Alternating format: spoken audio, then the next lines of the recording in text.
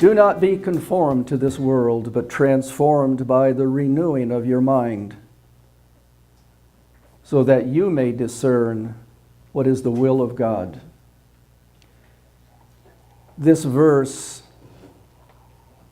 provides the conceptual framework for this workshop. I want to take a look at a few of the words. We'll start with discern the will of God. To understand God's predetermined purpose for my life. That's how we'll interpret that. What is God's predetermined purpose for my life? And this to me is saying, I will not be able to discern that. I won't be able to grasp what God's purpose is for me from my existing level of consciousness, from my ordinary level of consciousness. My ordinary level of consciousness is going to need to be transformed. And in a way, what this verse is saying is the transformation is going to have to come by a renewing of my mind. A definition of renewing is regenerate, to reconstitute, to regenerate. In the Old Testament, mind is often used to refer to heart, soul, spirit. New Testament, often used to refer to the inner person. Today, I don't know if it's blasphemous, but we'll use that as the word brain. That I must renew structures in my brain in some way. So from that verse arises for me 4 questions that will kind of interweave as we go throughout this morning. And the first one is, okay, then what must be transformed? Where does the renewal of the mind occur? Well, I've already signaled that. I just interchanged mind with brain, didn't I? How does the renewal of the mind occur? And finally, and this will be the 4th conference, what is God's purpose? So, Conference 1, the mind of Christ, the potential that already exists within us. Well, I want to start here because this is the end of this presentation today. This is what we will wind up with. We will wind up with the fact that what we seek as practitioners of centering prayer, and we've heard this from Father Thomas and Richard Rohr and all the people who address this issue, we don't have to go anyplace to find the mind of Christ. We don't have to take any courses. We don't have to do anything. It exists within us. And this is how we know. It begins with God has made us in God's image. We know what that image is that's within us because we have a role model, right? In the form of Jesus of Nazareth. The Word became flesh in the person of Jesus of Nazareth and dwelt among people at that time. And the mind of Christ, Jesus, dwells within us and among us in our lives. What did Jesus reflect to us? Unconditional love, compassion, non-judgmentalness, humility, forgiveness, patience. This is the mind of Christ that exists within us. This is the potential that we have that exists within us. Our indwelling potential that is in fact what, in doing centering prayer, we're really engaged in trying to bring forth in us. A key here is relate to one another. What was Jesus after? Jesus was after bringing people to another level of consciousness in his time that relates to us now. In his time, it was eye for an eye, tooth for a tooth, so forth and so on. What he's saying, what Jesus is saying, is in the Last Supper where he said, I have a new commandment for you, right? Because the first commandment was love one another as yourself. But here's the evolutionary step. Love one another as I have loved you. Love one another unconditionally. Unconditional love. And so, he had all his teachings, if somebody takes your cloak, in essence, give them everything else you have. You've heard it said, thou shalt not murder. In essence, he said, you shouldn't even get angry, right? Don't even be angry. Jesus was bringing not a revolution to Judaism. He was bringing an evolution. He said, I have not come to abolish the laws and the prophets, right? What did he say? I've come to fulfill them.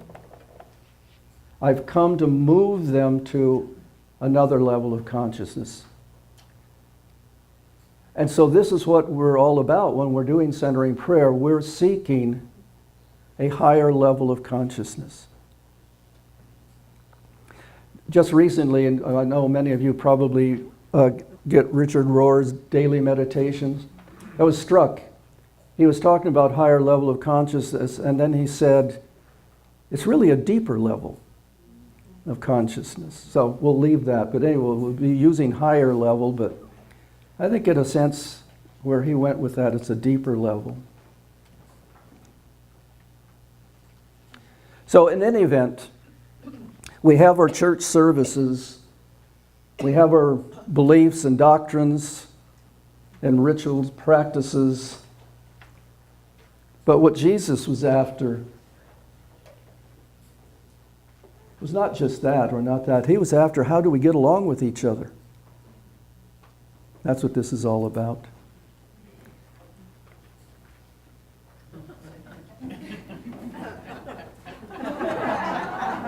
Yeah. Right now I'm his apostle, but my dream is to someday be my own Messiah. Yeah. Conference 2. So we have within us, we've already put on, God put it on us, in us, the mind of Christ. There is one small problem, right? And within the centering prayer arena, we call it, well, outside it, because Thomas Merton came up with this idea. We talk about the false self. Now, have you ever noticed that when we talk about the false self, amongst ourselves, we'll say in our prayer groups or something like that, we'll say, I really responded in this way. I really didn't want to. That was my false self once again. Like, it's my false self is my buddy out here. This is this extraterrestrial being it's my false self, And the reality is it's here.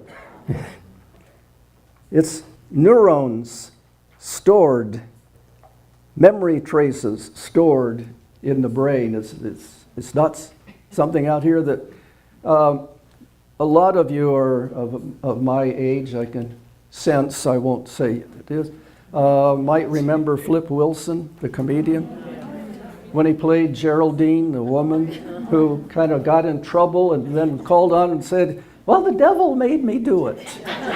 Like it wasn't me. My false self made me do that. Well, this is what we're going to be exploring. Both sides of the coin, the false self and the true self, are mediated by the brain. And one of the problems is all of this false self stuff exists at a non-conscious level. So we typically know about it after the fact. And so what we're going to be getting at today is, well, what happens in centering prayer that begins to move brain structures into the area of the true self? So here we go. Our false self is, in fact, all our instinctive needs or desires for affection and esteem, survival and security, power and control, all of these aspects of our dynamics, which are normal aspects, but which we've learned when they become exaggerated, that they become sources of, I must have this affection, I must have this control, and so forth. I won't be happy without that. Those behaviors are stored in the brain. Our unconsciously learned and unquestioned beliefs and values are stored within the brain. So this brings us to the first question of the four that are posed: what must be transformed? And Jesus tells us way back 2,000 years ago what must be transformed. Whoever comes to me and does not hate father and mother, brothers and sisters, yes, even one's own, cannot be my disciple. In other words, can't be at my level of consciousness.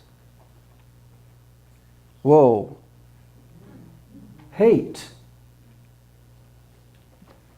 Do we stumble on that? Well, in Aramaic, hate has two meanings.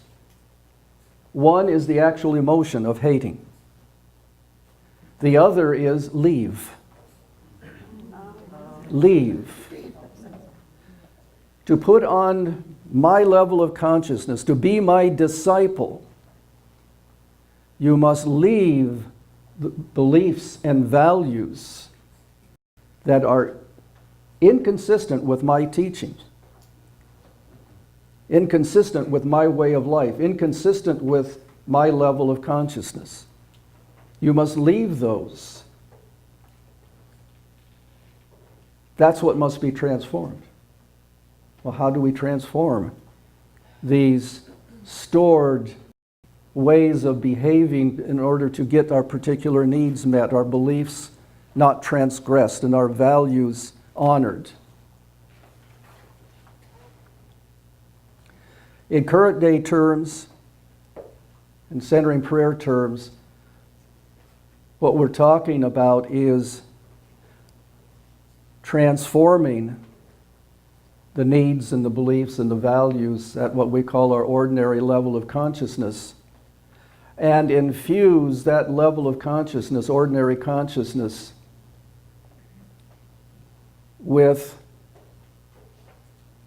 unconditional love, compassion, humility, non-judgmentalness, forgiveness. In other words, those behaviors become how we function at our ordinary level of consciousness. It's not that through centering prayer we become divine conscious people in our daily, kind of saints walking around. It's how we behave in our daily life, in our relationships with one another at what we call our ordinary level of consciousness. We still have needs, we still have beliefs, and we still have values, but they're driven by and expressed by the need to forgive, the value of compassion, the belief of non-judgmentalness. And this will be a lot of Conference 4. How do we get there? We get there through tapping into our spiritual level of consciousness. That whatever it is within us, that mystery that exists within us, that mystery that is beyond the brain, is what I will be saying in the fourth conference, that draws us to practice centering prayer. Why do we do this? What is it that draws us? Spiritual level of consciousness. So here we go, diving into the neurology part. So what we're going to look at now is the neurological development of the ordinary level of consciousness. Oops, come back here. Which is the formation of the false self. The inescapable formation of the false self. And I want to take us through this for two reasons. One, you'll need to have some appreciation for some of this neurology stuff when we get to Conference 3 and start looking at some of the neuroradiographic results of certain areas of the brain and so forth of meditators versus non-meditators. So that's one of the reasons. But the overarching reason is I want to use this section to help us understand why the false self is false from a neurologic standpoint, not a psychologic standpoint. Okay, the behavioral part is there, and I'll be calling it neurobehavioral. But there is a very definite reason that the false self is false from the standpoint of brain function. So, here's where the development begins. Our ordinary level of consciousness is formed by our interactions with our environment, our perceptual, our mental or cognitive, our emotional, our physical engagement and interaction with environment. And so I use environment to mean anything that can happen around us, to us, and so forth, whether that's human, animal, inanimate, animate object, whatever it might be. And it begins with the scooping up of perceptual and mental and emotional and physical input from our peripheral receptors called vision. What we see, what we hear, what we smell, what we taste, what we touch. All of that information, including what we feel in our heart and what we feel in our stomach, our guts. All of that information is fed into the brain through 12 cranial nerves. You don't need to remember that part. Just the idea that what's out there is being scooped up and put into here. By the way, that's the beginning of the neurologic false self, right? Because there's two realities. There's the reality out there, and then soon the reality that's constructed in here. Bear with me here. This is looking at the bottom, looking up the bottom of the brain. That's the front of the brain, the frontal lobes. The back of the brain here, that's the cerebellum that controls movement and coordination and so forth. Where we're going to be looking in just a second is this area right in here in the brainstem where the cranial nerves are blown up so you can see them a little bit better. And here. So for example, that's where vision comes in. Okay? And that's the cranial nerve for vision. That's hearing right there. And by the way, these are on both sides, so same thing's happening on both sides. Oops. That's taste. And that's the cranial nerve bringing information from the heart and the stomach, the gut. Okay, and then there's the rest of them that come from facial sensation, and so forth and so on. So, I want you to wonder about this a bit, that all of what we know cognitively, emotionally, isn't that something, comes in to us through these tiny little things. Okay? Are you amazed like I'm amazed? Yeah. In terms of what later you'll see, we call it somatosensory information, information coming in from the soma, from the body, from here, from the neck down, that tells us where our body is in space and time, tells us whether we're moving or not, and where our foot is at any given time and where our hand is at another point in time. All of this information comes in, it's called somatosensory information, through the spinal nerves, okay? So that information, in any experience, if that kind of body motion is going on, or including touch and pain and temperature and so forth, all of that is fed through the spinal nerves that also go up through the brainstem into the upper reaches of the brain. We're leaving, the cranial nerves are now coming in. This is kind of symbolic, okay? That's not really them, but we'll use it as, it's kind of them. Are coursing up through here. And what we're going to be interested in, and just to let you know, the same information is going up to the left side of the brain as the right side of the brain, okay? And that later, when we get to the difference between the left hemisphere and the right hemisphere, kind of keep this in mind. It's the same information, but it's going to be interpreted differently. So back over here, this is the area we're going to be interested in. This is all the sensory reception areas for hearing, for sight, for the somatosensory information. It's right in this area. So it's come in through the cranial nerves, scooped up, and goes here. This is the front of the brain here. That's the eye. You can't see it well. The nose is right in here, and there's the tongue right there. It's just to get you oriented. Back of the brain, front of the brain. It's right in here. So here's the situation. That information is coming in from these experiences. And let's say, right now, for the sake of the illustration, there's something that's being heard, something that's being seen, and something that the body is doing. So this information is coming in,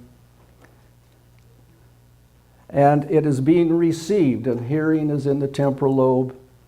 And then there's an area that's called an association area. So what is received is compared with what has previously been learned. So what does this sound mean? What is this?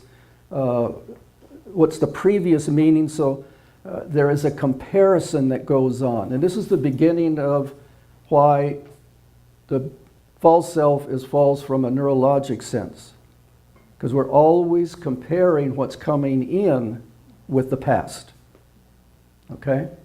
Past learned. Therefore begins the discrepancy between what really happened and what the brain interprets. So the same thing happens in vision. And the same thing happens up here in this somatosensory area where our body is in space and so forth. Then there is a large association area, integration area that develops, that pulls all of that sensory information, that vision, hearing, somatosensory, into a concept, into a representation, a hologram, as you will, of that experience. So we have that experience. For example, I am in your brain, right? I am not here. There's two realities. I am here, but you're reconstructing me, what I'm saying, and so forth. Well, what are your beliefs, values, judgments, okay, that are interpreting?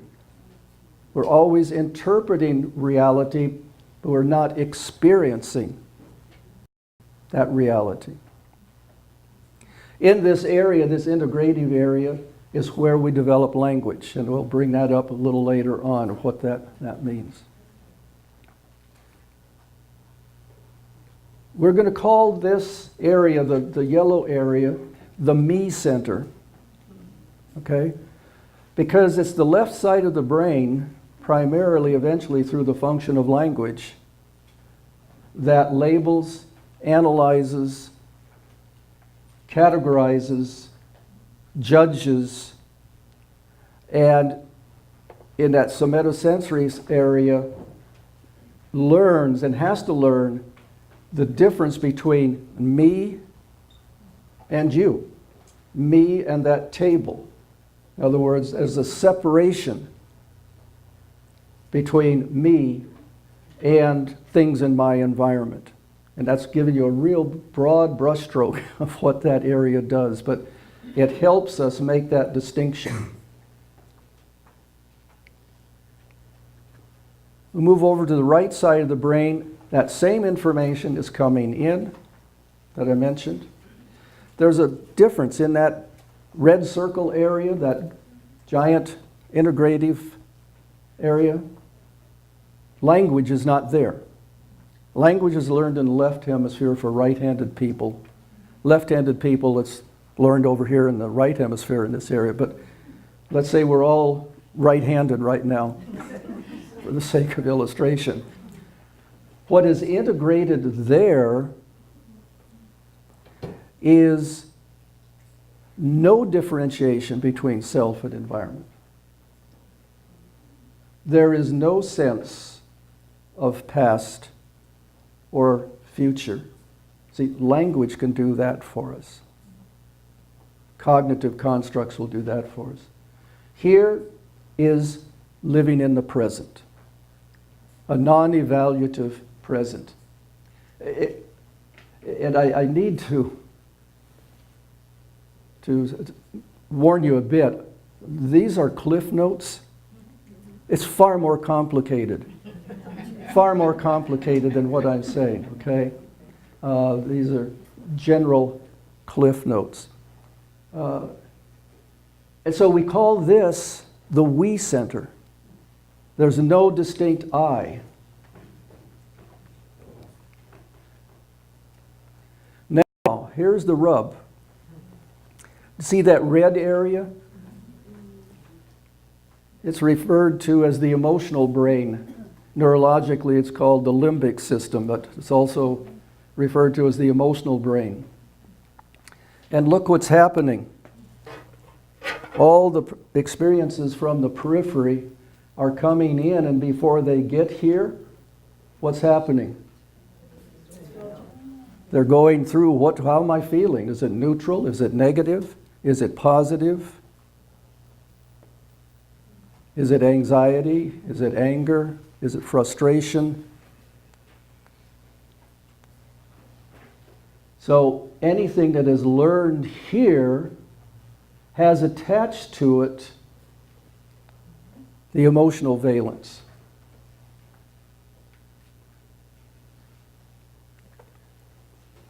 And this is the situation then. As the information comes in, the experience comes in, it goes through this limbic system, this emotional brain area. We're going to be visiting a lot of these structures when we get down to specifics about changes in the brain. We'll be coming back to that. But the point is, that as this information comes up and is going to these areas, there is always either a neutral, it's no response, no particular emotional response, a positive response, a negative response, a learning, I should say, that is connected with that experience that is coming into the brain. Now, here's a very interesting phenomenon that started being researched back in the mid-90s and has very well been confirmed since then, that our heart and our stomach, our gut, have their own nervous system. They're thoroughly capable of processing, learning, and remembering perceptual and emotional information. And that information, as I mentioned earlier, is fed into the brain. So you have, in this experiences coming in, going up through that emotional brain area, your heart's interpretation, your heart's feeling about it, and your gut's feeling about it. When you feel anxiety, do you feel it in your brain? No. When you feel an outflow of compassion, do you feel it in your brain? Now, this is the intriguing thing that's yet to really be unraveled. Feelings are felt in the heart and the gut. We'll come back to that. The last part of the development of our ordinary consciousness is the prefrontal cortex. And now we'll be leaving this in a moment. Now I come back to this whole thing. So we've said all of this information from our perceptual, mental, emotional, physical experiences are fed to the back of the brain, to these association integrative areas that eventually develop a concept, a representation of the totality of what we've just experienced. That's fed forward to the prefrontal cortex. And what goes on there? The back of the brain says, well, here's what's going on as we represent it out there. Now, what are we going to do about it? So the prefrontal cortex job is to evaluate the information that has come from those association areas, plan a response, carry out that response, reevaluate, is that an appropriate response? How's it working? What's the feedback I'm getting from people out there that I'm interacting with? And on the basis of that reevaluation, modify that response or stop it. Can you see where the false self gets in trouble? Right here. Okay, that's a good plan. Here it goes.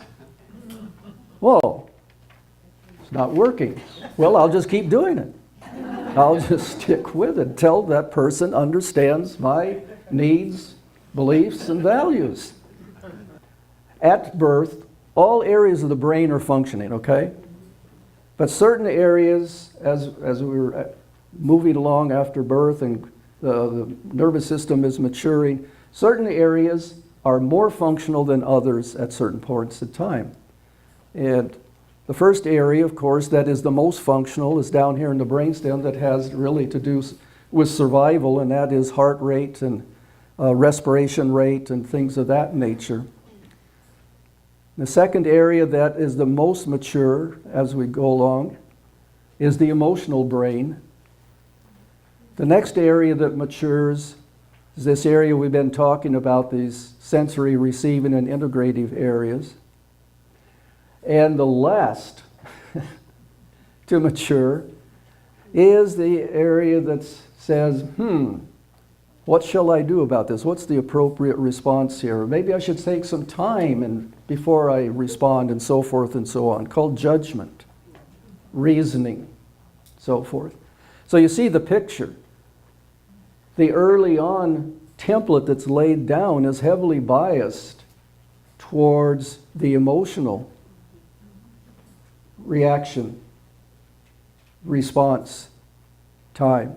And it's later, over time, that we gain the capability through the prefrontal cortex to do what experimenters call engage in a mediating response, a stimulus, a mediating response. Our mother said count to 10, that's a mediating response. And then respond.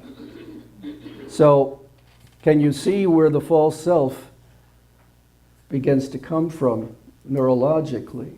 And there's early on, these are my needs, these are my beliefs, and so forth. More emotionally driven than reason driven.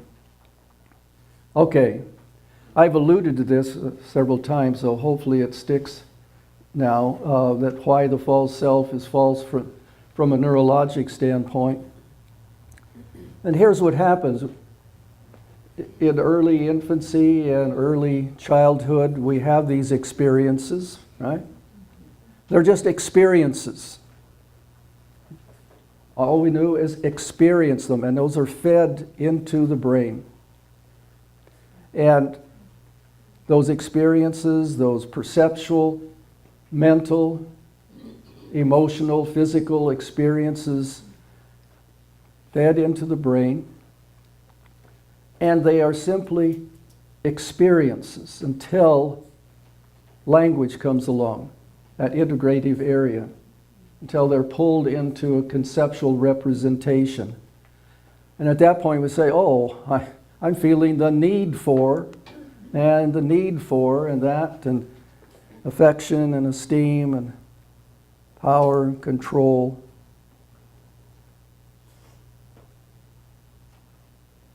These concepts, these constructs that are saved in the brain then become reality, our inner reality. So from that point on, and as we continue to learn experiences, it doesn't stop in childhood, obviously. Everything we experience is not related to that present moment. The present moment is the stimulus that triggers the interpretation. And the interpretation of that moment is based on past learned emotional, mental constructs. Well, the majority, 99.9% of our behavior is decided upon non-consciously. It has to be that way. We could not think our way through everything we do during the day. And one thing I forgot to say about the brain and the heart and the brain and the gut, they know the future before the brain knows it. Those organs tell us, what's the saying? I have a feeling in my stomach. I have a feeling in my heart. I don't know what it is. I just have this uneasy feeling. And in this next section, we'll get to that structure that mediates that. I have this uneasy feeling. That's before it's even interpreted, evaluated, decided upon by these higher brain structures.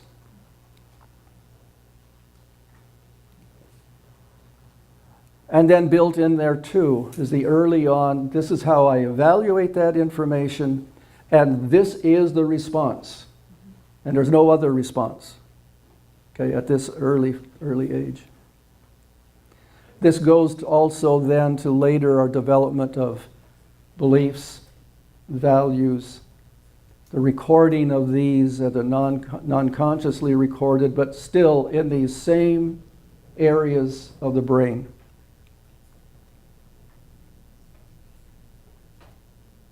Now, to kind of hopefully help us appreciate the fact that there's two realities, the one in our brain and the one out here, and therefore that there's always the possibility, high probability, that how we interpret reality is not really exactly coinciding with that reality, and therein lies the difference between people trying to come together related to how they meet each other's needs, beliefs, and values. How do we close that gap? In the 1960s, a neurosurgeon in Canada by the name of Wilder Penfield was doing a lot of surgery, excising parts of the cortex, the covering of the brain, for people with intractable epilepsy. They had gone through all the medications that were available at that time, which weren't a lot at that time. And what he did to try and isolate where the seizure was coming from, he would stimulate areas electrically and create the seizure and say, okay, that's the focal point, and excise that. Interestingly, what he found going through there, doing that, and this was complete serendipity,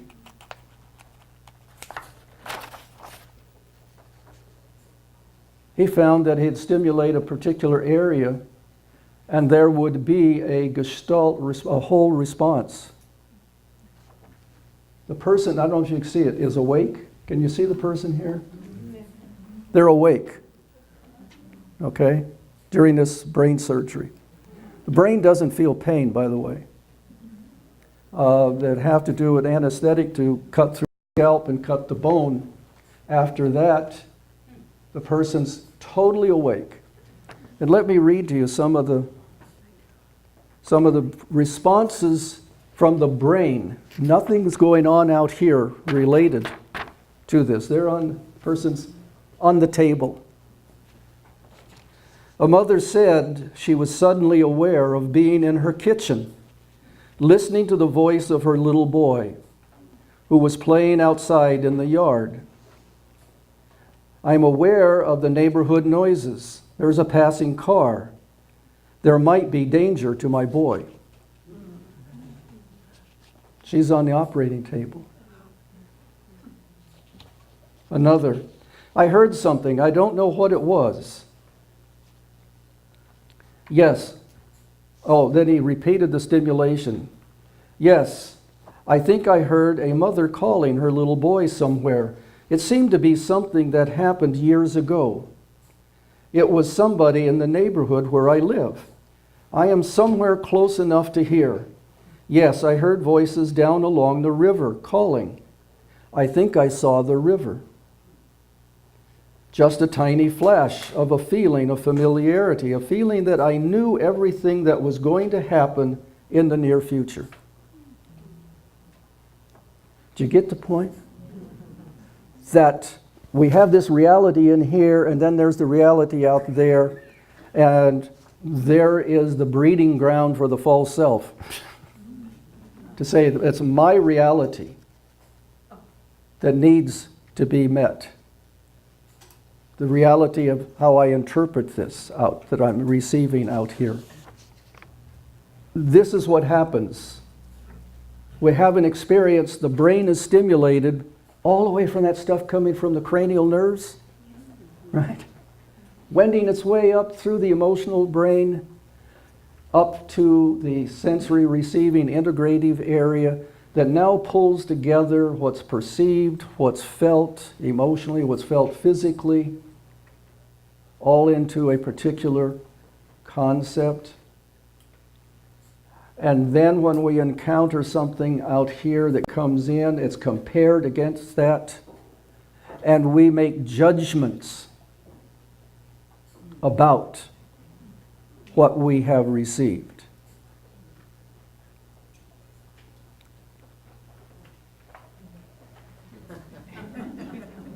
Yeah.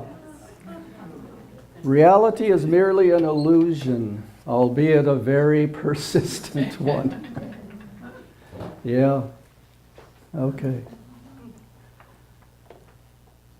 This comes right out of our introductory workshop, does it not? Those who've gone to an introductory workshop here, that part on the false self saying it's inevitable, it's normal, it's necessary. Just recently, Richard Rohr, I found this quote from him. He said this in many different ways over time. Your false self becomes the raw material for your unique version of the true self. Raw material. Somehow we need to close this gap between what we think reality is and be in the present moment of that reality. How do we do that? How do we move beyond the false self that resides in our ordinary level of consciousness towards our true self, divine consciousness? We will now call that Christ consciousness. The ability to relate to another person, not out of the reflexive reaction coming from our past learned experiences, but from a response. Difference between reaction and response. A response of unconditional love, compassion, forgiveness, humility, patience. That's the mind of Christ. And then, we'll look at it, that there are structures that mediate that. mediate those particular behaviors. So that brings us to our second question, and that is, where does the renewal of the mind occur, of the brain occur? That's where we're headed now. We're positing in the brain. Now we're going to look at specific structures that will show up in the research that we're talking about in Conference 3, okay? So we'll use two different names here. There's this area that's the thalamus, but we'll call it the information gatekeeper. What do I keep hitting here? And this gatekeeper processes, filters external and internal sensory information, emotions, and thoughts. It says, as a little thing up there says, okay, no, you're not going through. Yeah, you can go through. When you're going through, I want you to enter this part of the brain, but not that part of the brain, okay? Then we have the amygdala, or the alarm center, that has processes and stores information on fear and anxiety. And then we have this area that's deep in the brain, the temporal frontal area called the insula, but we're going to call it the uh-oh center. This area monitors the bodily sensations, and most probably, it's not necessarily laid out there yet, this is probably where information eventually from the heart and the gut winds up, that or because also it's not only the feeling that's the premonition or the sense that something is not quite right with what's going on here, but also in that area is the sense of empathy. Okay, so we're going to be coming back to these areas, by the way, like I said, in Conference 3. And this area, this area, guides the intensity of a response. Then, of course, the memory. This is the hippocampus, the memory center that interprets. It's one of the areas that interprets present experience based on past experience. It's also an area that helps in terms of the frontal lobe select the appropriate response to a given situation, and it regulates emotions. Then there's the habit center, the basal ganglia. Stored in here, or what we need for a lot of what we do is, I need to brush my teeth. By habit, I look out, it's all done. Okay, think of all of the things we do that are at a habit level. The problem is this also stores some of our emotional, cognitive habits. And this is the area that often is the one that reacts rather than responds. And then there's this prefrontal cortex that I mentioned. We'll call it the assessment center. And it regulates the alarm and the habit center. And the assessment center is broken down into two areas, actually. One is helpful, and that's the dorsal medial gyrus. I'm certain you'll remember that. Of the prefrontal lobe cortex. And this area is the area that mediates the ability to step back and put oneself in another's shoes. To step back and reflect upon another's thoughts, feelings, needs, beliefs, values. It's the non-judgmental area. And you might guess that the unhelpful area, the ventral medial gyrus, is the more egocentric. It's how does this relate to me? What does this mean to me? This is the area that takes things personally. This is the area that gets involved in inner commentaries, ruminating, how did this happen to me? Why did this happen to me? The next time this is going to happen, I really shouldn't have responded that way, These are all facilitates this kind of behavior, as well as kind of chronic worrying and anxiety and so forth. All that comes from this particular area of the prefrontal cortex. And then there is this area called the anterior cingulate gyrus. We'll call it the empathy center. The literature calls it that. That specifically has to do with the sense of compassion and social awareness. Where is the other person coming from? How should I be responding in this situation? And then on the right side of the brain, we've talked about the we center. And again, I have to mention, I'm skipping by a lot of other things that these centers do because we're focusing just on those things that are going to be related to the false self and the true self. And on the right side of the brain, there's actually no sense of a separate me, a deep sense of we. There's no sense of past or future.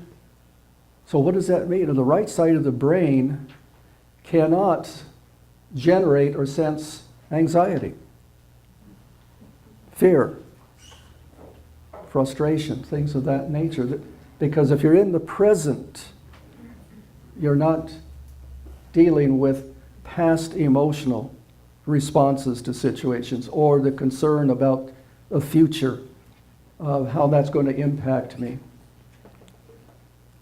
And there's no sense of time.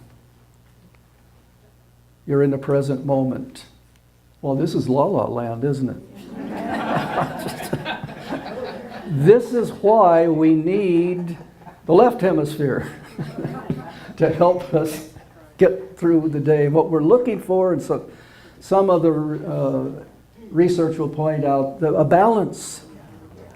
A balance is what we're looking for between the left and right hemisphere. So now this is a schema that I've put together. If you were to open the brain, it doesn't exactly look like this, okay? But just as a representation, the false self neural circuit would look something like this. Information comes in, an experience comes in to the gatekeeper. The gatekeeper sends that on to the alarm centers and simultaneously to the center and to the me center. That goes over, these guys communicate with each other. They say, okay, send that information over to the habit center, and then there's a reaction that's sent out. And in the meantime, what is decided by the habit center is fed right back into ourselves, and we get into a circular loop that says, this is where I need to be, this is where I need to stay, this is my belief, this is the need I need met, and this is how it's going to be done. This is what I value, and this is what I expect to occur out there. Of course, there's a reaction from whoever's receiving this. That's fed into the system and most typically does not alter what's going on, right? Yeah. It's like, oh, I hear you, but, you know. And then we can posit a true self neural circuit that might look something like this. A triggering event comes into the gatekeeper. The gatekeeper sends it to the empathy part of the center. And it's also sent to the helpful part, the one that stands back and says, I can walk in your shoes. I feel your feelings. I understand where you're coming from. I don't necessarily agree with your beliefs, but I get it. I understand where you're coming from. And it goes to the memory center to select what is the most appropriate response in this situation. It goes to the information goes to the we center that really reinforces and helps the helpful part of the the cortex, and they create their idea of what the response should be. That's also sent over to the empathy center, and then there's a response. And of course, you see, nobody's reacting, right? There's no red arrow coming back. Everybody is just pleased as punch. Yeah, like I said, this is a schema. Does that give you a sense? Okay, these are all structures that the research is going to talk about. Now there's this company, you may not know it, Natural Solutions in Sorrento Valley. And they deal with genetically engineered homeopathic medicines or cures or so forth. They've come up with a genetically engineered tea. And if you drink this tea, it will block all and erase all present negativity. And if you continue to drink it, you will not have any negative feelings as long as you're drinking this genetically engineered homeopathic product. So, the CEO has called together their whiz-bang marketing team of Karen and Trevor and asked them to make a presentation of how each of them would go about marketing this genetically engineered homeopathic, you got it, those don't go together, product. So, Karen makes her presentation first, Trevor makes his presentation, and the CEO says, you know, I like bits and pieces of both of them. What I'd like you guys to do is get together and kind of come up with the best ideas from both of your ideas. Just kind of collaborate here.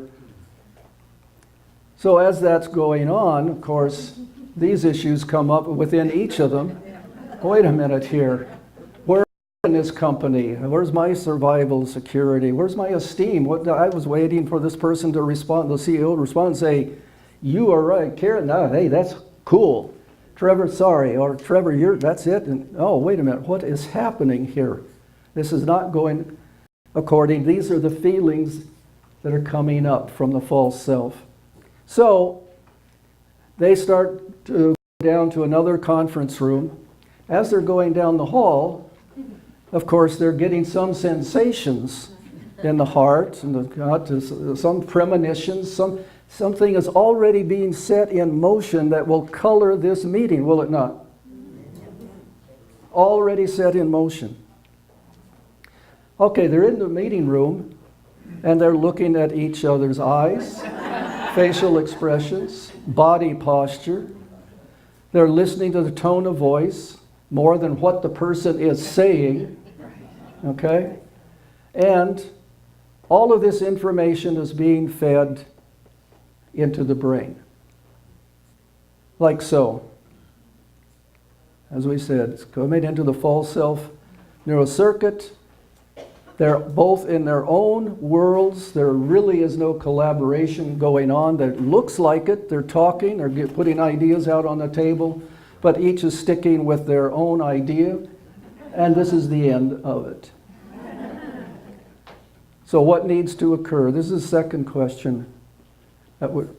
Where does the renewal of the mind need to occur? Well, what needs to happen is a decrease in the strength of the false self neurocircuit and an increase in the strength of the true self neurocircuit. Third question, only one more to go. How does the renewal of the mind occur? We'll come back to Albert here.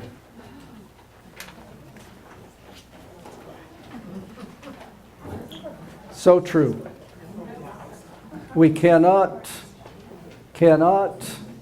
move to divine consciousness, Christ consciousness, using our ordinary consciousness. It just, no problem can be solved by the same consciousness that caused it.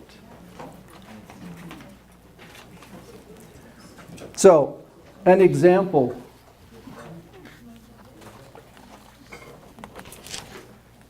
Of that. A brother was restless in the community and often moved to anger.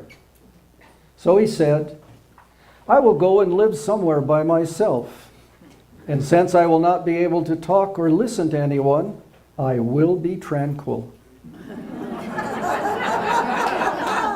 And my passionate anger will cease. So He went out and lived alone in a cave.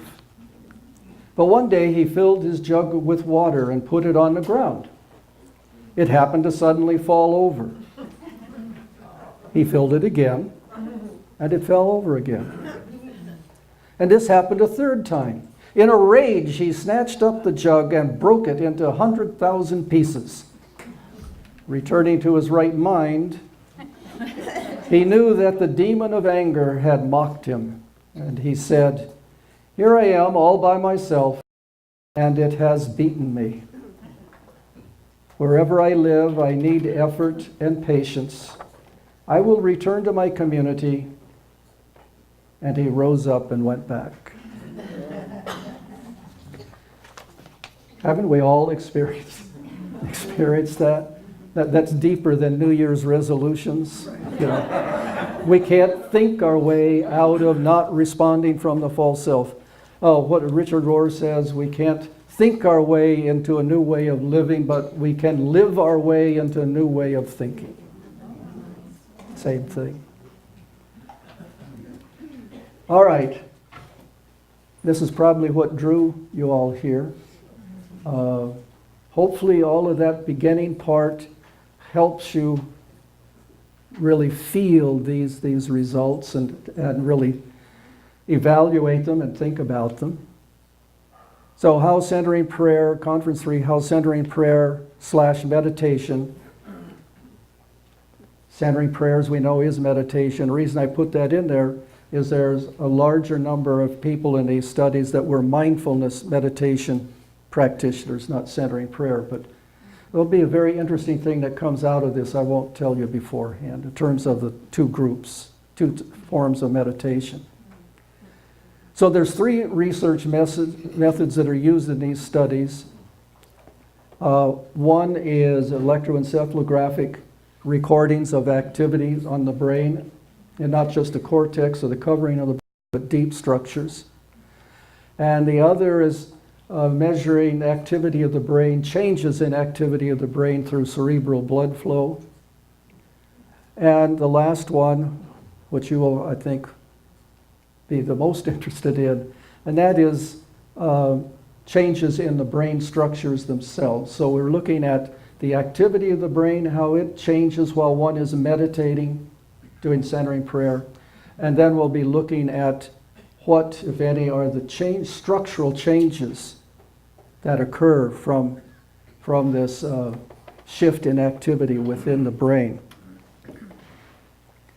So we'll start with the EEG studies. These all came out of Transcendental Meditation. I practiced Transcendental Meditation, as Sue did, for 26 years. A phenomenal, transformative process for me. 14 years ago, we discovered and learned centering prayer and moved in that direction. But the TM studies, they showed a number of things, but I've just brought out a section of it that I think is most germane to the practice of centering prayer or any form of meditation. And what they identified was 3 stages of consciousness that occur during the period of meditation or centering prayer, as we call it.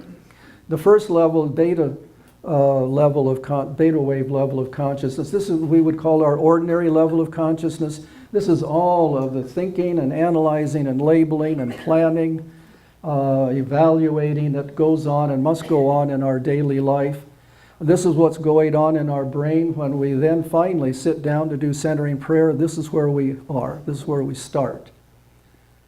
And then as we move into centering prayer, we move into the alpha wave level of consciousness. The thinking brain calms down a lot. There are still thoughts, but they've decreased a lot. And there's decreasing awareness of our surroundings. And also at this point in the TM studies pointed out that there was beginning to be a synchronization between the left side of the brain and the right, the firing there. They're becoming more in sync with each other. And that will become important later when we look at some of the other results. And then the third stage is move into theta wave level of consciousness, which is the meditative state. And here there's no awareness of surroundings, no awareness of thoughts, no awareness. Well, there's a problem. How do we know we're there? You don't. You don't. Some researchers have equated theta level of consciousness with the subconscious, the place where a lot of repressed material lies. And it's interesting, if you want to take this to Thomas Keating's The Unloading of the Unconscious, well, as he has said, the thoughts that flow out, those are all things that are coming out of the unconscious. They're not necessarily one-to-one correlation between what was stored there, but our thoughts that flow out during our period of meditation, of centering prayer, are materials that are coming out of the subconscious. That's Thomas Keating's take on it. And there's some look at this from in the TM side to say that theta level of consciousness may also be a door into our subconscious. Now, the neuroradiographic meditation research, there's 13 studies total. 2 were related to centering prayer practitioners, and 11 to mindfulness meditation studies, insight meditation and Zen meditation. And I put this up here to call your attention to the fact that in the insight meditation, it's what? Non-judgmental awareness of internal and external stimuli. In Zen, an open awareness towards the flow of thoughts. Well, this is very similar to what our guidelines are in centering prayer, that we allow the thoughts to flow by. We don't get involved in them unless we become engaged in them. Oh, and all subjects had meditated between 1 and 20 years. Now, in terms of experimental controls, the centering prayer groups, both of them acted as their own controls. They did a baseline radiographic, we'll get to measurement, doing a kind of an innocuous task, and then they did the meditation, and the brain activity was recorded in both of those states. In terms of the mindfulness meditation groups, they had actual control groups that were matched for age and sex, and what they did there is the control group practiced a relaxation technique while they were being recorded. So you get to compare relaxation technique versus meditation technique. And so, as I mentioned earlier, there are those studies that use cerebral blood flow measurements, and one of them is called a single photon emission computed tomography or SPECT scan, and the other is functional magnetic resonance imaging, or the fMRI. And all of these measure increases or decreases in brain activity during the time of meditation. Or in the case of the centering prayer groups, also measured it during the time that they weren't involved in centering prayer but were carrying out some other activity that caused the brain to do something. So the apparatus is like this. It's a machine that the person is put in. Prior to entering the recording machine, they're injected with a radioactive dye. You have to wait a moment for it to circulate throughout the body and up to the brain. Then you get in. If you can imagine this, then you do your centering prayer. Okay. It can be done. It can be done.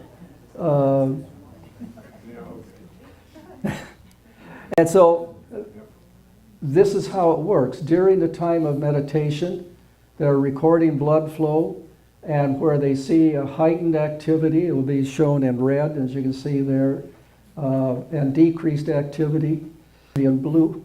This is not the meditating brain. That's just an example, give you an idea of how they measure changes. They look at changes in the color, and they record these, take pictures of these changes. Interesting thing is, regardless whether it was SPECT or fMRI, whether it was people doing centering prayer or people doing mindfulness meditation, the results were the same. Okay, so that's something to think about now as we get down the road to Conference 4. If they're the same for non-Christian meditators, well, I shouldn't say Christian because people who do Zen meditation could be Christians as well. Anyway, if they're the same, what's going on here? So, one, they found a decrease in the activity of our good friend the gatekeeper, a decreased processing of sensory, emotional, and thought information, an increase in the assessment center, which would suggest an increase in inner focus, a shutting out of the environment, a decreased processing of external stimuli, which would follow the increased inward focus, increased activity in the empathy center, decreased activity in the we center. So there would be a decreased sense of me during the period of centering prayer, a decrease of sense of past or present during that period of centering prayer, decreased sense of time. How long has this been going on? Won't that 20 minutes ever end? Well, that's what they said. Increase being in the present moment, and that's letting the thoughts go by, and only time we're then not in the present moment is when we become aware we're engaged in a thought, and we purposely then return to the sacred word. So, in summary of these findings of the activity level of the brain, there's a decreased brain activity in those structures that filter external and internal processing. There's a decrease in the we center, the decrease in the sense of self. And there's an increased activity in the areas that cause us to maintain an inner focus and shut out what's going on outside. And an increase in activity in the areas that have to do with compassion and social awareness. So, here's the fun stuff. In a second. MRI results.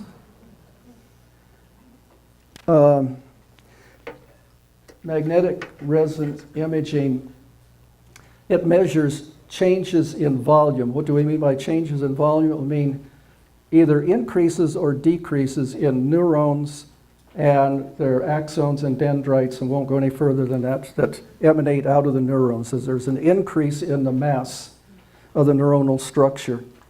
And so that gives you a pretty good idea. And it's more than just this static picture. They take slices so they can look at the whole brain and almost reconstruct it like a hologram. That allows them to measure this volume change.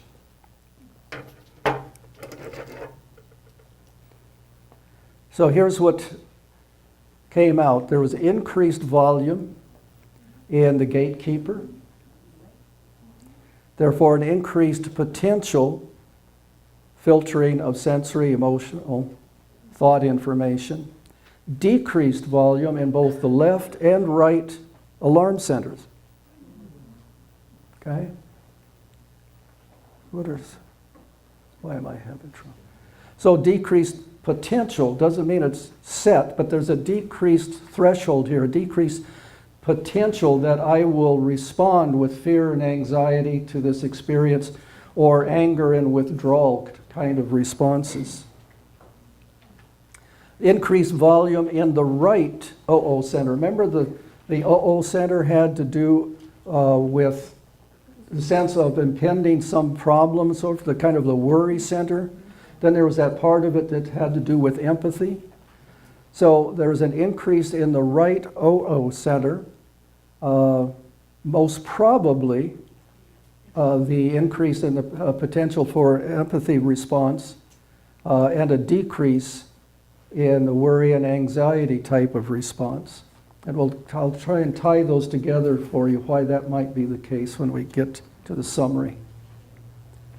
And then there was an increase in the right helpful assessment center. That's very helpful, as opposed to the unhelpful. So there's more of a bias towards regulating the alarm and the OO centers. So this is a window on why it might be, in terms of the OO center, that the empathy side begins to be stronger. It also overrides the habit center, so we move more to not reacting, but being able to evaluate and respond. And this is the area that has to do with the ability to reflect upon one's own and on others' thoughts, feelings, beliefs, needs, and so forth. So there's an increase in that area. And an increase in the right memory center, an increased potential to regulate emotions, increased potential to select the appropriate response from the helpful center. And there was an increased volume in the left and right. So you notice there was an decreased volume in the left and right alarm center and an increased volume in the left and right empathy center. What's the chicken and the egg? We don't know. Is it the decrease in the alarm part that allows us to be more empathetic, or is it the increase, you get the picture, empathetic part that allows us to not so quickly respond with alarm and anxiety and anger? So clearly it's a greater potential for empathetic responses and greater social awareness. There's also increased volume in the right we center, therefore an increase in the sense of, no sense of a separate me, an increase in the sense of we, no sense of past and future, an increase in all of these right parietal area functions. Now here's a very interesting one. I just came across, just at the end I was putting this together, came across this study using what's called diffusion tensor imaging. You all know that, right? What it does, it takes these beautiful pictures, okay? That's a nice picture. It actually measures growth of nerve cells, of nerves, of axons, the nerves that come out of the nerve cell. And these were people who, it was a mindfulness study, a meditator study. They took it before and after. This is not them. This is a picture I took to show you diffusion tensor imaging. But what they found is after 4 weeks of meditation, there was an increase of networking from other parts of the brain to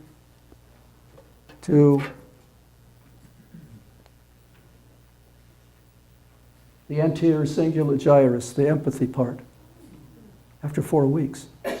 And they had the control group that was doing relaxation, and there was no change.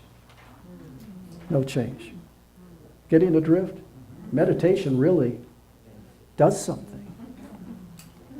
Okay, here's the summary. We'll start on the left side, the me side.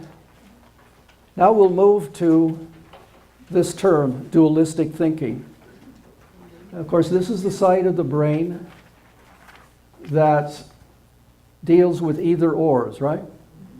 Well, you know about the dualistic either or, you don't, but the left side is the dualistic side, the either or side, that evaluates every perception that's received, every mental experience, every emotional experience, every physical experience, it's good or bad. It's right or wrong. It's appropriate or inappropriate. This is what language does for us. The left side sees its job now, that we're programmed to do this, to analyze, to label, to categorize, to judge. That's its job. Okay? Problem is when it gets out of control. Now, let's go to the right side, the we side, the non-dual side. This is the side that when the experience comes in, I'm interacting with this person, and I don't really, I'm just taking in what they're saying, but I have this uneasy feeling in my guts. But this side of the brain says right and wrong, not right or wrong. Okay, this is right and wrong. It's right for me, but it looks like it's wrong for that person. Oh, okay, all right, let's see where we go with this. It's good and bad. Richard Rohr uses the term both and.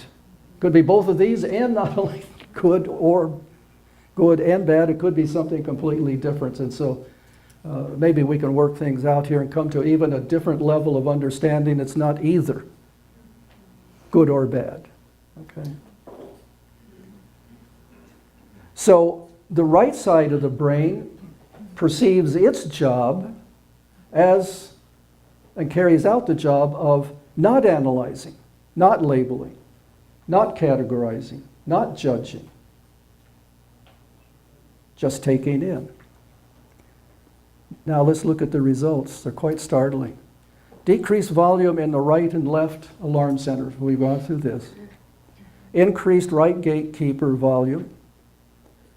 Increased right and left empathy center. Increased right empathy center.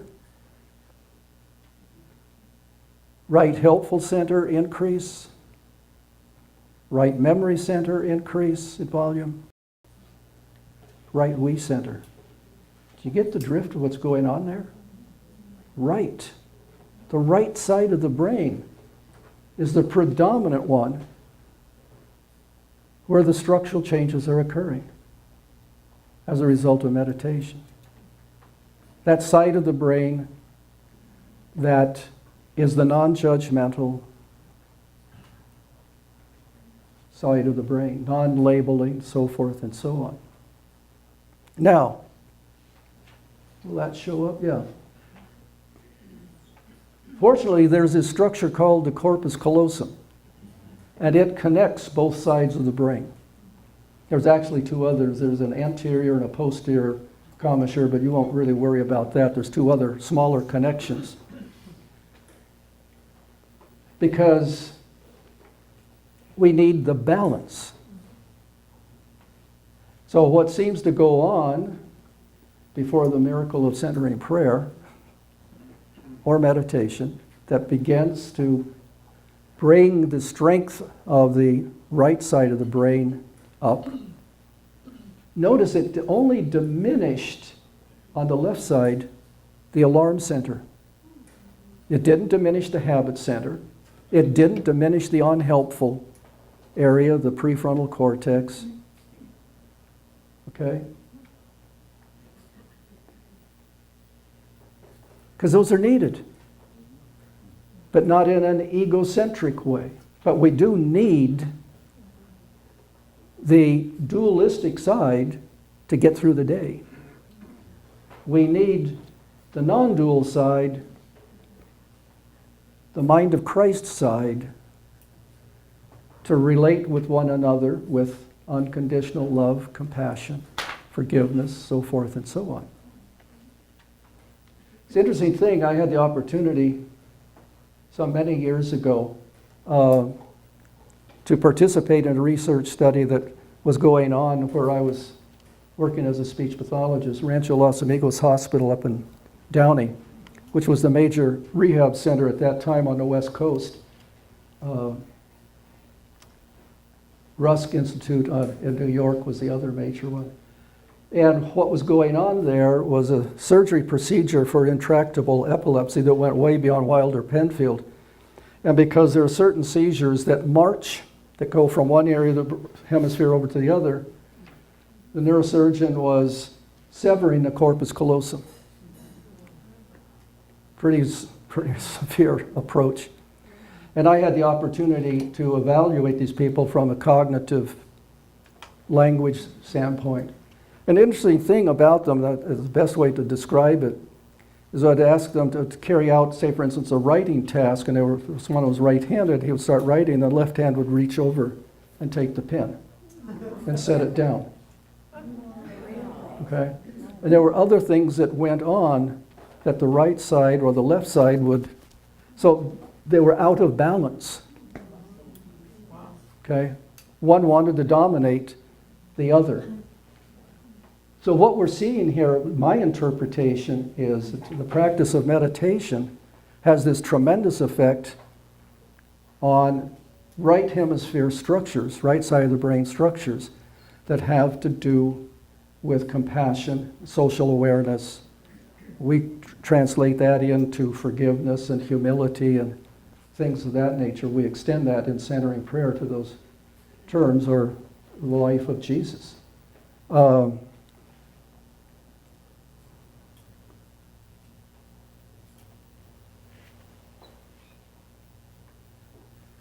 let's apply these findings to a hypothetical period of centering prayer.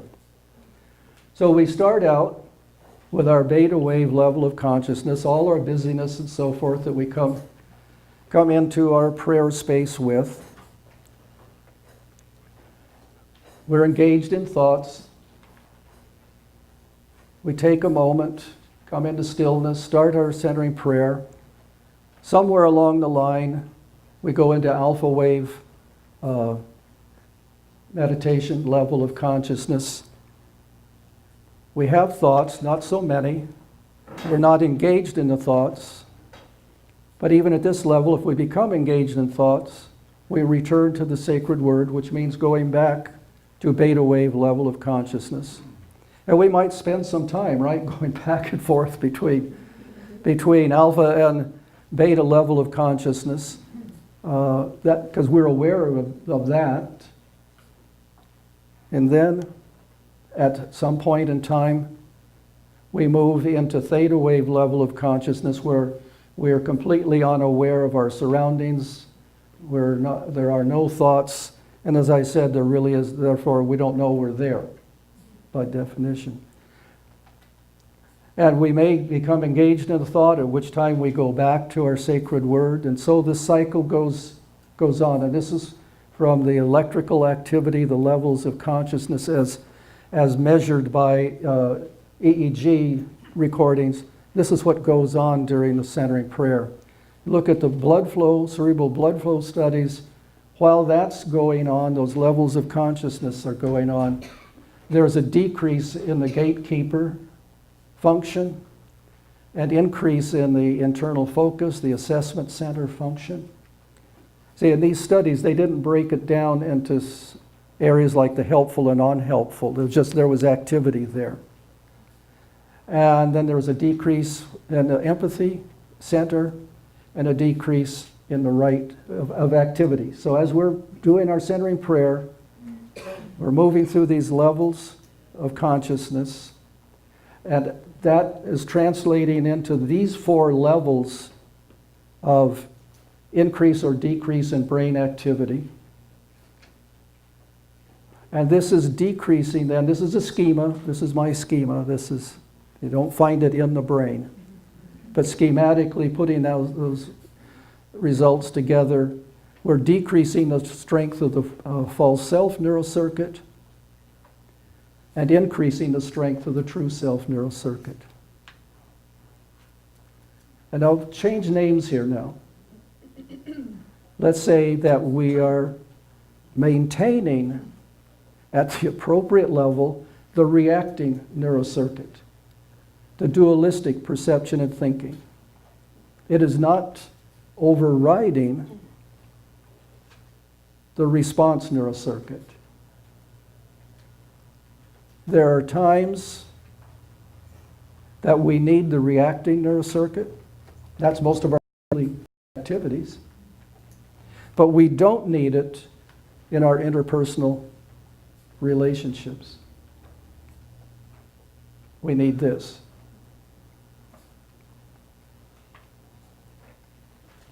So, how does this occur? Interesting. You probably, hopefully thinking about this. Look how few changes in the areas of activity happened during the period of centered prayer. 2 areas decreased and 2 areas increased. 2 areas of activity. But look, all the changes, and all in the right hemisphere.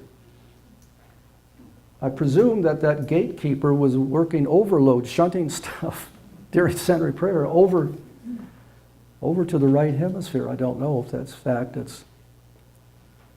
Well, how does that happen?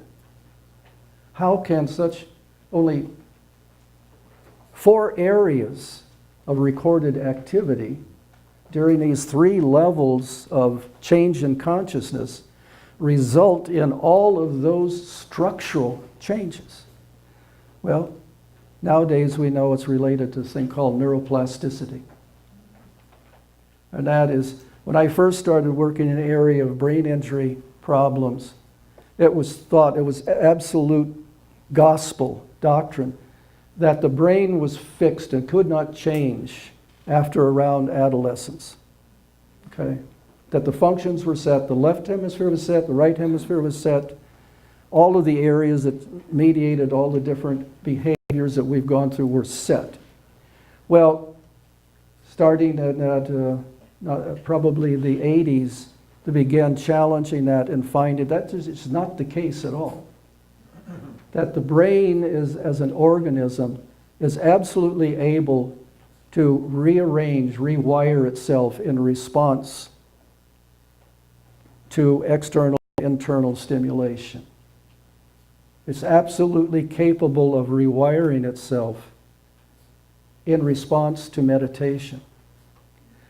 Oh, that reminds me to mention, all of those control groups, they didn't show any change. The ones that were practicing relaxation, oh yeah, I forgot that. They did not show any change in these areas or any areas. No. So it really points out that meditation, centering prayer / meditation, somehow brings a focus to stimulating these particular areas that we see in the MRI studies that now are wired together. And the dictum is, in terms of neuroplasticity, the nerve networks that fire together, wire together. Okay? General findings. Now pay attention here. All of you who stealthily stay with your periods of centering prayer.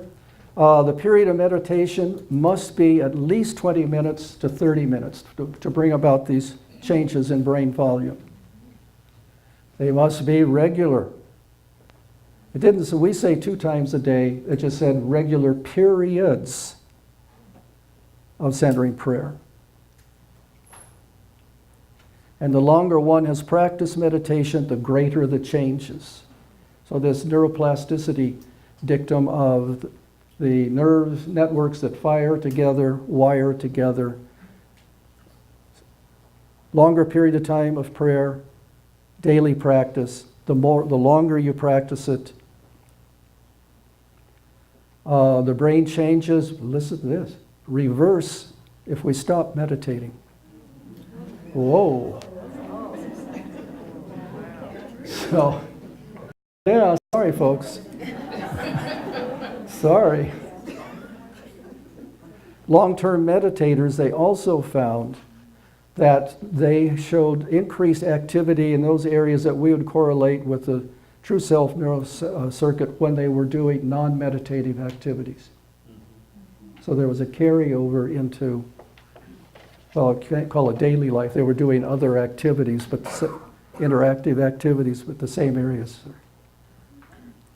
Now, this is only meditation increased, oh, that's right, this is what I was going to mention, decreased brain activity or volume in the false self or true self neural circuits. Yep. The control groups, like I said, carrying out relaxation exercises did not show these changes, which really speaks to the point that any form of meditation is not a relaxation exercise. Why? Whether you're a Buddhist or whether you're a Christian centering prayer practitioner, the intention is to decrease suffering, right? That's what the Buddhists talk about. And we'll show later that's what Keating talks about. To increase compassion. Dalai Lama's whole thing is what? Compassion. He talks compassion. In centering prayer, we talk compassion, forgiveness, humility, so forth. Did it occur to you as we're going through all of that? Do you begin to question a bit of, gee, if all of this is in the brain, compassion and social awareness, empathy, and then we broaden that out in our way of looking at things, call it forgiveness and patience and humility that grow out of those behaviors. Did anybody begin to wonder, am I creating God?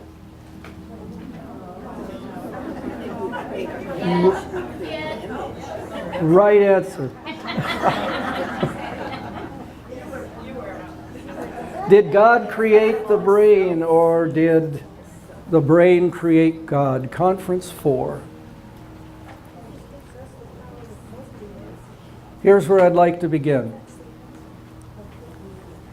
For you formed my inmost being. You knit me together in my mother's womb. Knit. Definition of knit is to closely and tightly connect one thing to another. They do not become one and the same. They're closely and tightly connected to one another. My inmost being, my true self, is formed by God, but is tightly and firmly connected to my mother's womb, my biological self. My spiritual self is tightly and firmly connected to my biological self. They are not the same. That's going to be my take on this question, and that's where I'm going with this. Here we go. Yeah, I could walk all the way to Egypt, or you could just free them by yourself using magic.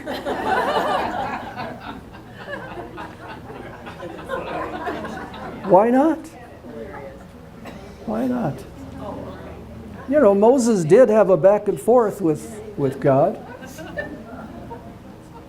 I think this is Exodus 3, verses 1 through 12. Is that? I think that this is where this comes from. So let's back this up a bit and see what's going on beforehand. So here's Moses trundling along. Now, he's had a pretty rough time now, right? He was the Pharaoh's adopted son, living in the lap of luxury.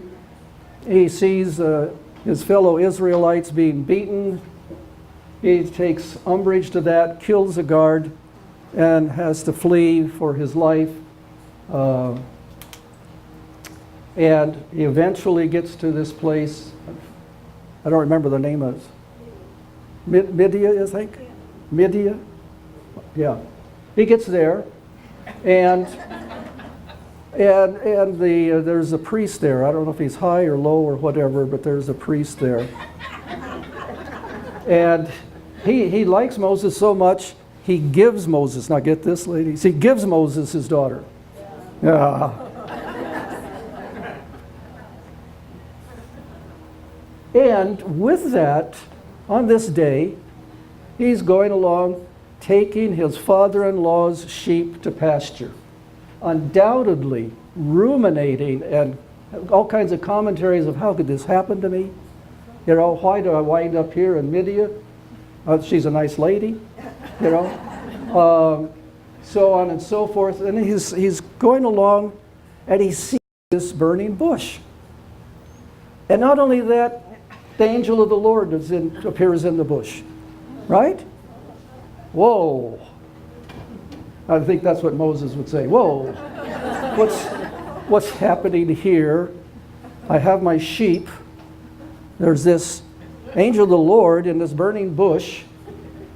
You know, this is pulling me too much over here. I have to shift my mind, shift my attention from the job at hand, and I've got to go over here and figure out A, why the bush isn't burning up, and B, why the angel of the Lord is sitting there. So he goes over, and when he approaches the bush, God says, "Moses, Moses." And Moses says, "Here I am." Now, he didn't say, "I am here," did he? Here I am versus I am here. I am here as a location. Here I am, I'm present to you, God. That's my interpretation. Here I am. I've shifted from my task, my focus, my conscious energy over here from the sheep, which I was the Pharaoh's stepson now, remember? Now I'm herding father-in-law's sheep. Here I am. I am now present to you. So, what does the Lord say? What does God say? Moses, hey, I've been seeing that my people, the Israelites, they're really suffering in Egypt. You know, and I've come down to do something about it. So here's what I want you to do. Like, wait a minute. Why can't you just go by magic and do this yourself? Here's what I want you to do. I want you to go to the Pharaoh and get them to release my people, your people. So here's what's actually happened then. He's gone over to the bush and actually, hey, that's just a bush that happens to be on fire. I'm over here. The bush cuts our attention, shifts our focus of attention. Here I am, God. And God then says, hey, here's what I want you to do. I want you to carry out my work. I have a purpose in life for you. And here's what it is. Go and release these people. This is my predetermined purpose for your life. Now, the next one, and then I'll get on with this. The next one is not recorded in Exodus, but is the real reason. So anyway, it seems from using that verse from Exodus that we are to do something. We are to shift our consciousness from point A to point B. We are to pay attention and notice our burning bushes. And when they occur, shift. We are to do something in order to figure out God's purpose for us. Using Matthew 7, verses 7 through 8, we hear this very clearly. Ask, and it will be given to you. Search, and you will find. Oops. There we go. Knock. I missed search. Anyway, you get it. So here's the situation. For everyone who asks will receive their innermost being. The one who searches will find their innermost being. And the innermost being will be opened to those who knock. So we are to take some action. Here's the situation. Here's the transition I want to make. That I think we've established that the brain mediates the false self behaviors. and the brain mediates true self behaviors. Can we get an amen to that? Okay. Now, here's the questions that arise within me. This is just me personally, and maybe it will have arisen in you. And that is, what is it within me that says I have something to be received? What is it within me that says there's something to be found? What is it in me that says I need to be opened? What brings me to action, to ask, to search, to knock? What causes me to do centering prayer? I don't feel it from my brain. I don't feel it, the urge from here. Actually, I feel it here. So in other words, what is it that draws me to want to move from my mind of the false self towards the mind of the true self? What is this? What is this? Is the brain creating this? Or is God creating this? Here's the scripture I'd like to use in response to that. It is God who, for his own loving purpose, puts both the will and the action into you. For God is working in you, giving you the desire and the power to do what pleases him. So again, I'd like to look at some words. God is putting, God is working, God is giving within me. God is action within me. As Thomas Keating loves to point out, God is not a noun. God is a verb. God is action within me. And that action is giving me the will, giving me the determination, giving me the desire, the motivation, giving me the power, the stamina to do what? To ask, search, and knock. Well, why am I asking, searching, and knocking? To be able to understand and to grasp what God's purpose, predetermined purpose is for me. What is God's purpose in my life? So that brings us to our fourth and last question. And here, I want to move to 4 theologians, spiritual leaders, I call them spiritual leaders. Teilhard de Chardin, Marilee, I'm coming up on it. Thomas Keating, Ilia Delio, and Ramon Panikkar. Okay? So I'm going to these folks as to how do we discern purpose? And Teilhard de Chardin, Jesuit priest, 20th century theologian, paleontologist by academic training, devoted his life to bringing evolution and Christianity into a common understanding and view. That got him in a lot of trouble. His writings, his books, so forth, were banned for quite some time until the Second Vatican Council. Bringing evolution and Christianity in the 20th century, that was a difficult task. And here's where one of the things that he put forward. The whole of evolutionary movement is a movement towards greater consciousness. And what he was saying is from the Big Bang on,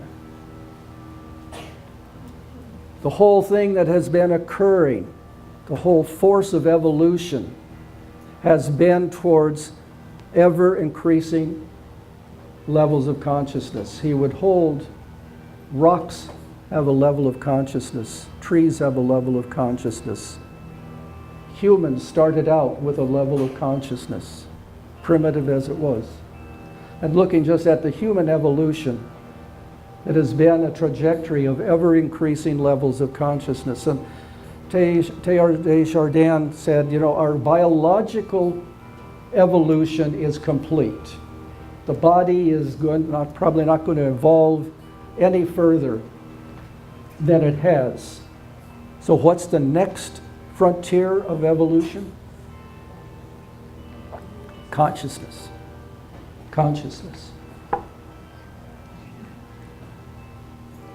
Now, this really got him in trouble. He said, yes, God created all in all. But he goes on, now I'm paraphrasing here. This is my own take. That he rested on the seventh day. Now, Desjardins didn't say that, I'm saying this. He rested on the seventh day. However, he didn't stop and leave the universe and left it to our own devices and said, well, there it is. I've created the universe and that's it. Work's done. However, I'm staying up here in this place called heaven and I'm judging you. Okay? That's my job now. I've finished this. You guys are on your own. We didn't do too well, right? Adam and Eve just started the whole ball in the wrong direction. So what he said, okay, yes to that. But really, it's the God up ahead, not the Godhead. That God is the ultimate force drawing the universe toward ever higher levels of creation. It is the God up ahead within me that is drawing me towards higher levels of consciousness.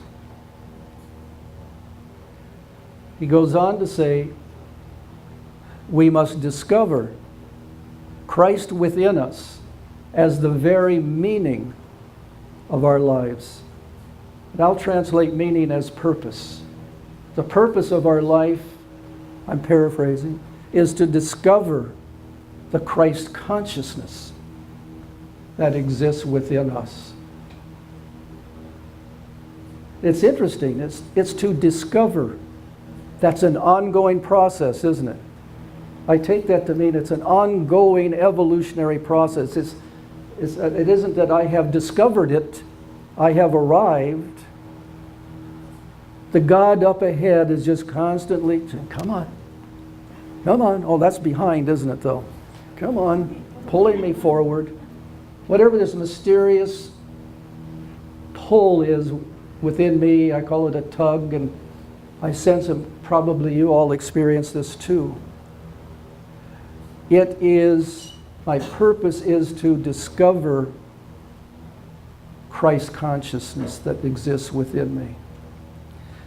Now come to beloved Thomas Keating.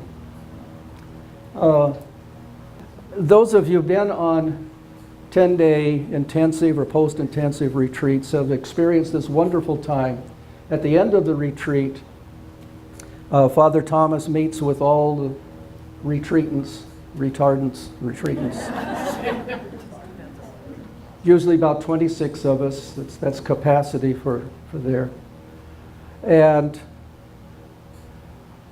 there's a brief period of question and response from him, but quite soon he moves into about an hour or more of teaching. And on this one occasion, he talked about the womb of God. And I'm tying this into Desjardins, the evolutionary pull towards higher levels of consciousness. And Thomas said, all of creation is within the womb of God. Now, wait a minute. I have been going around saying, God is within me, right? God is with me. No, it's like, no, that's a bigger. I am within God. All of creation is within God. And he said, he doesn't say things like, He said, we have our biological umbilical cord and our umbilical cord that connects us with God. And as nature must go, our biological umbilical cord is eventually cut. Our spiritual umbilical cord, our cord connected to God, is never cut.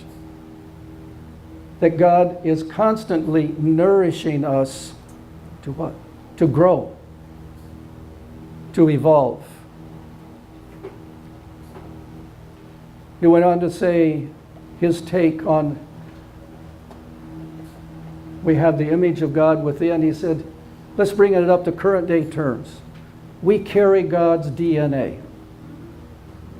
We carry God's DNA, and that is going to unfold as DNA unfolds. Our biological DNA that causes us to unfold in our biological way, our spiritual DNA causes to unfold, and all of this is happening within God, the God up ahead.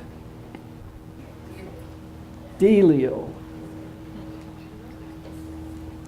Franciscan sister, doctoral degrees in science, religion.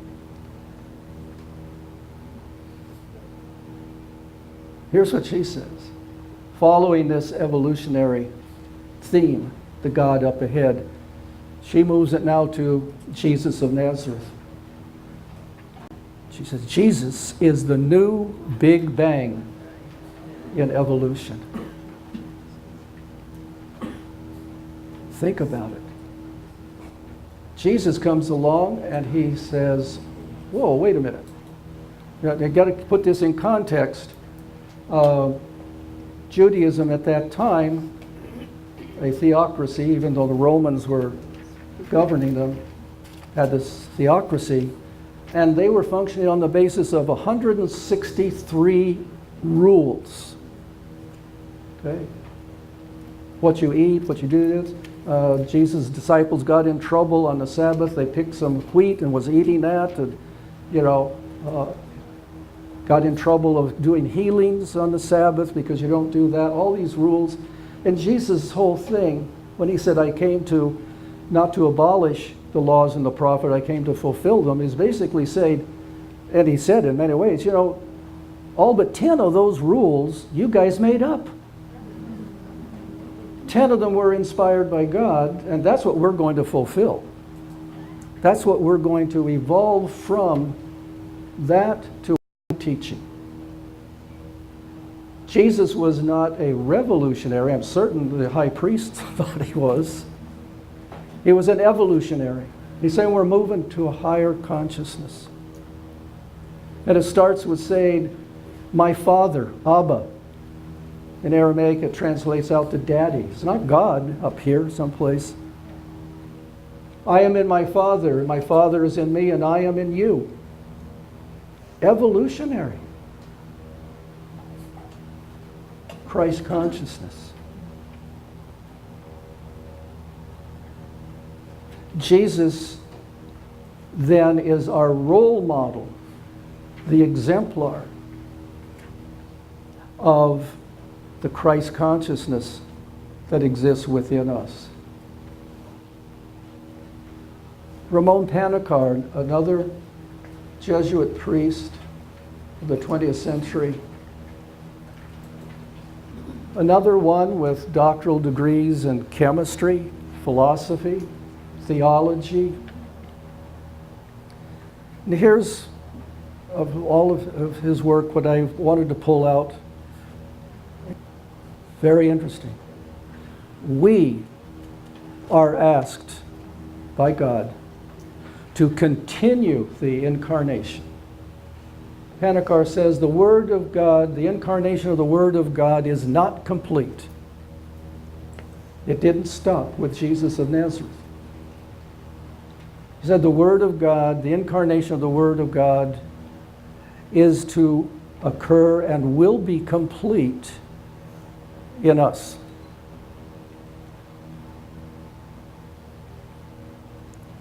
In centering prayer terms, my interpretation is we need to move our attention from, in essence, the sheep that were taken to pasture to the burning bush. In other words, our spiritual consciousness, and that's what we do in centering prayer. We're moving our attention from our ordinary level of consciousness, that beta level of brain function, to our spiritual level of consciousness, and reach down into our divine or Christ level of consciousness, the source of our unconditional capability, potential to relate to others with love, unconditional love, compassion, humility, non-judgmentalness, and forgiveness. And incarnate those into our ordinary level of consciousness, into our daily life.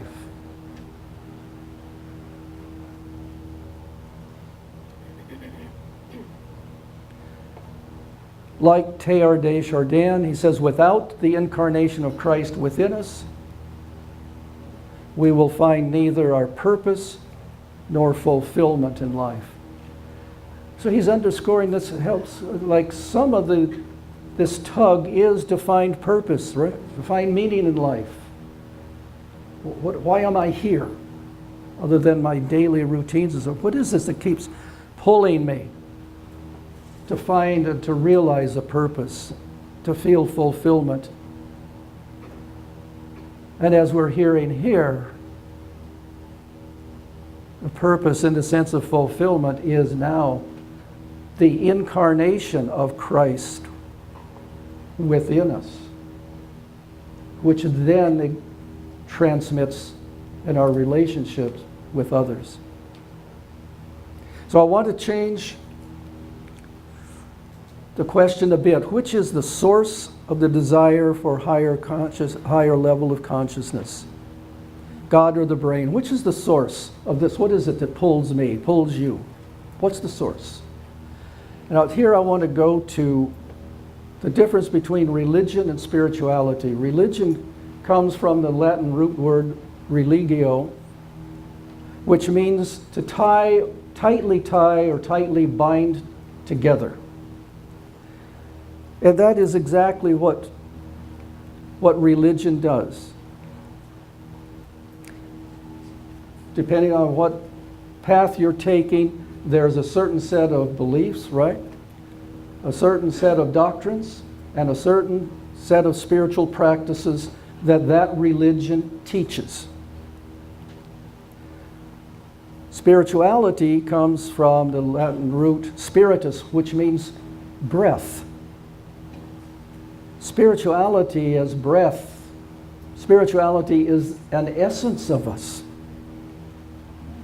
that is within, undefinable, mysterious.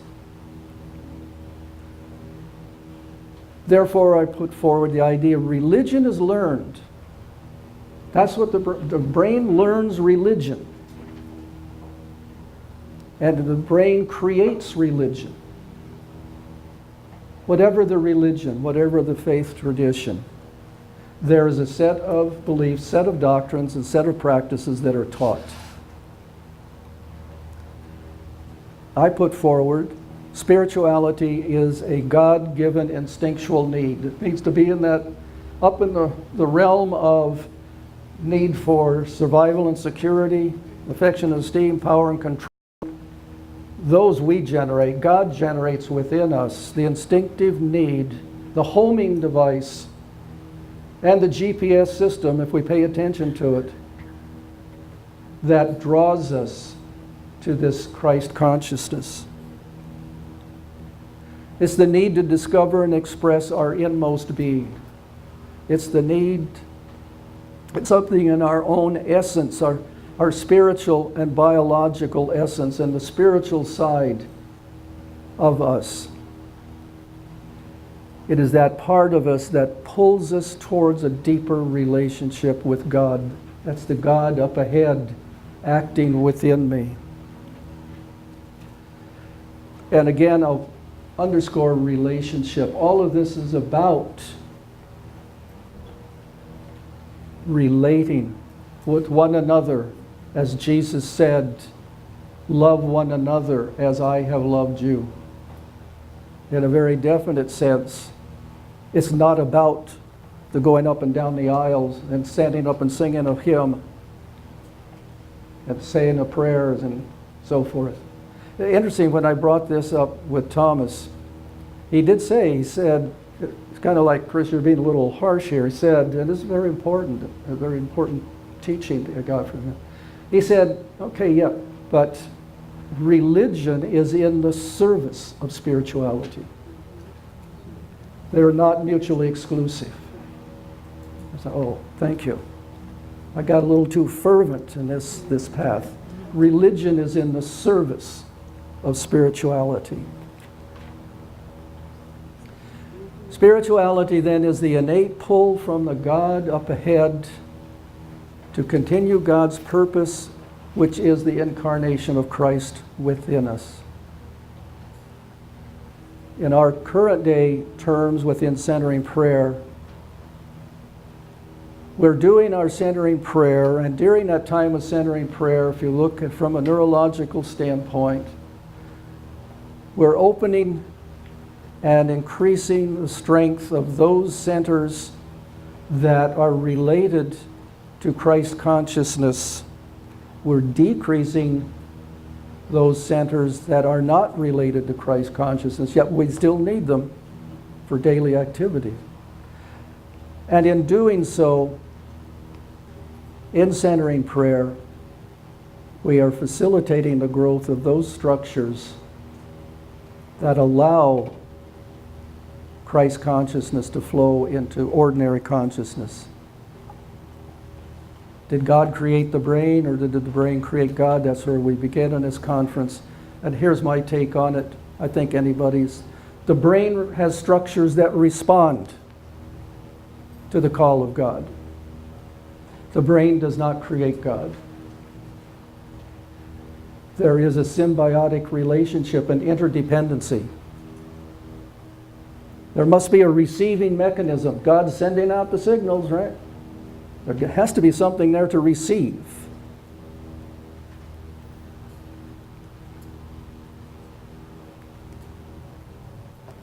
Here's how, I'll just say Ilya. Delio puts it. It is tempting to speculate that there is a God module in the brain. However, such speculation needs to be made cautiously. What these findings do point out, however, is that spirituality involves the brain.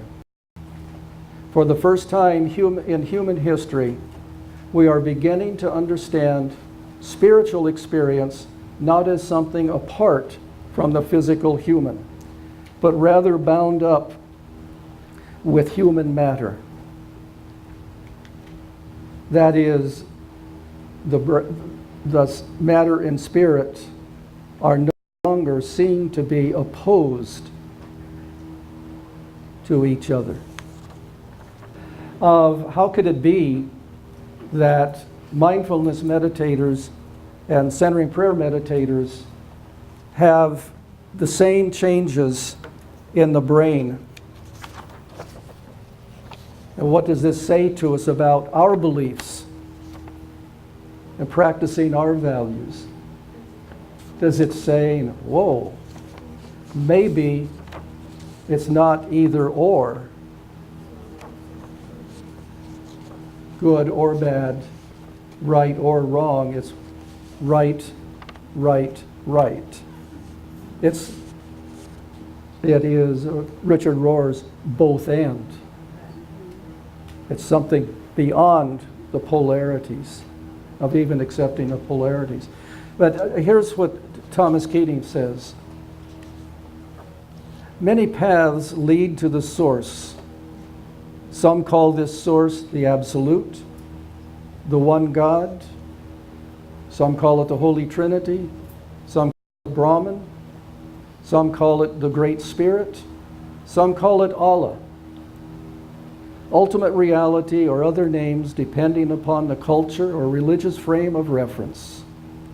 all who seek to participate in the experience of the ultimate reality, that is, the meaning of reality underlying the cosmos, through the practice of religion, love of nature, science, art, dedicated services of others, deep friendships, all are united in the same fundamental search.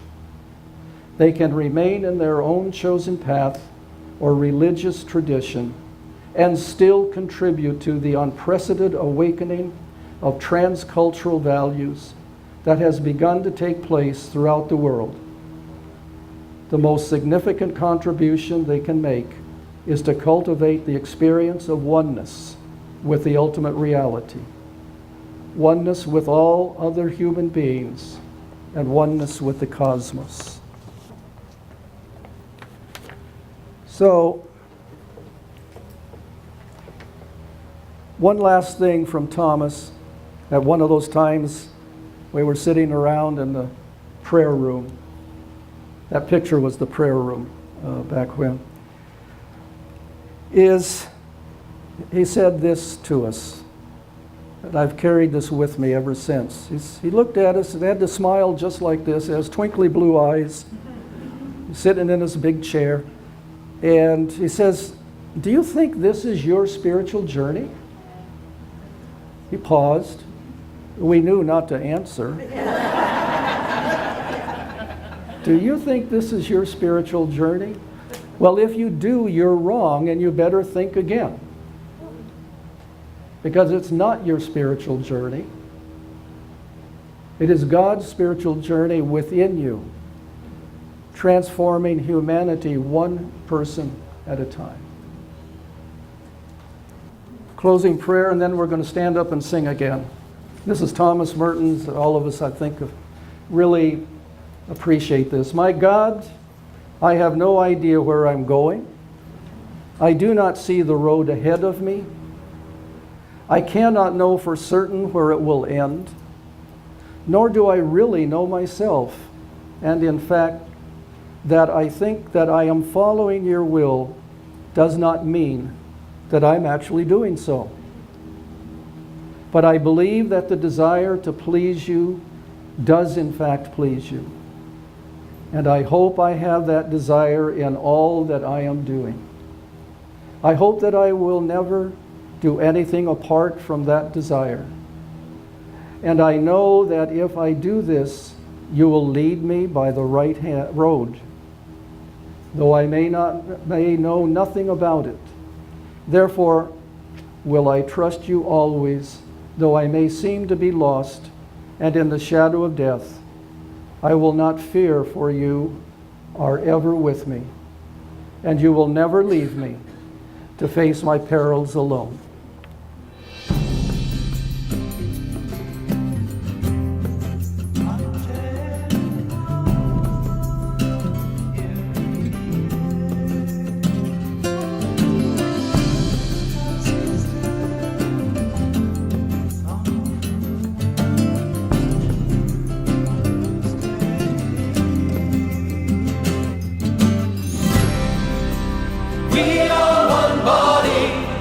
One body in Christ, and we do not stand alone.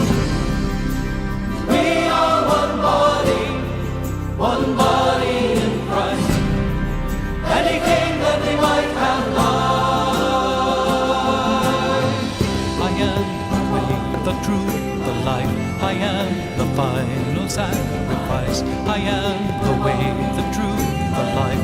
Believe in me and have eternal life. I am the way, the truth, the life. I am the final sacrifice. I am the way, the truth, the life. Believe in me, have eternal life.